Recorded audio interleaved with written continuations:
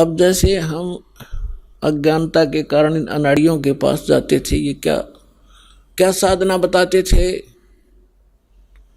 कोई तो कहता था गायत्री मंत्र जाप कर ले, और कोई कहता था कि गीता जी का एक अध्याय डेली कर लिया कर पाठ कर लो। कोई जपजी साहिब की एक पुस्तक है, उसको नित्य पढ़ने को कहते हैं। कुछ ये नित्य नियम का गुटका हमने बना रखा है गरीबदास के पंथ में। इस कुछ कहते हैं बस ये पढ़ लिया करो बेड़ा पार हो जाएगा, अगर मंत्र पता नहीं उठपटांग क्या देते हैं वो। तो पुण्यात्माओं, जैसे पहले हम गायत्री मंत्र को लेते हैं। गायत्री मंत्र क्या है? ये एक यजुर्वेद अध्याय नंबर 36 का मंत्र नंबर 3 है, और इन अनाड़ियों ने इसको पता नहीं के बना रखा था। इसके आगे ओम अक्षर लगा लिया, ओम भूर्भुवः स्वः तत्सवितुर्वरेण्यं भर्गो देवस्य धीमहि धियो यो न प्रचोदयात्।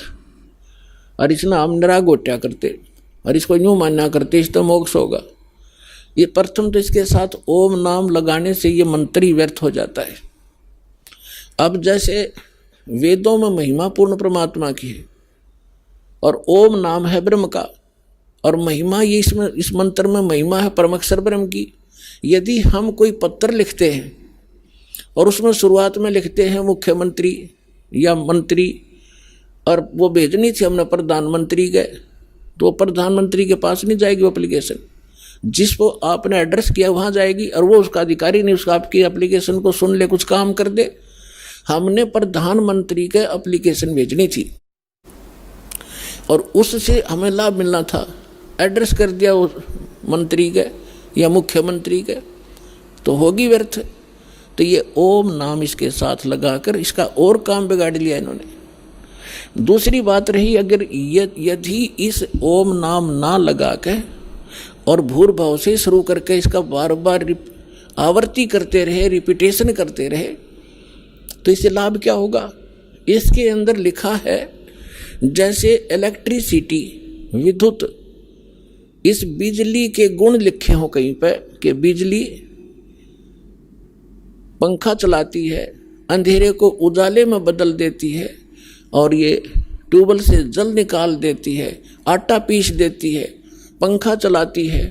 तो इसके गुण लिखे हैं ये। इसको चाहे श्लोक बना लो, इसकी चाहे कविता बना लो, चाहे इसका कोई भजन शब्द बनाकर ढोलक पीट कर गा लो, चाहे सारंगी ठागा हारमोनियम बांध कर गा लो, वो गुण चाहे वैसे बता लो कि बिजली पंखा चलाती है, बिजली अंधेरे को उजाले में बदल देती है, ट्यूबवेल से जल निकाल कर सिंचाई कर देती है, और बिजली आटा पीस देती है, पशुओं का चारा काट देती है।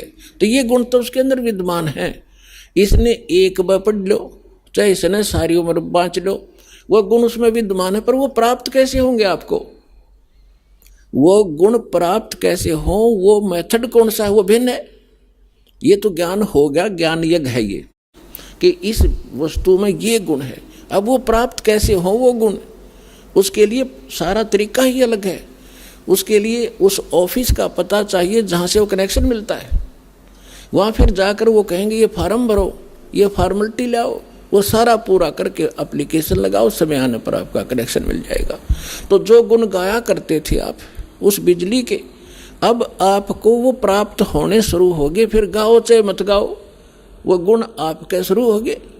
और फिर भी वो अच्छा है, भाई बिजली बटन दबा दे, इतना ज्ञान तो रहना ही चाहिए कि बल्ब जगाना है ये बटन दबाओ, मोटर चलानी है ये दबाओ। ज्ञान यज्ञ फिर भी पैरेलल रहेगी, तो वो आपको सहयोग देगा, लेकिन जब तक कनेक्शन नहीं मिलेगा वो लाभ प्राप्त नहीं होंगे।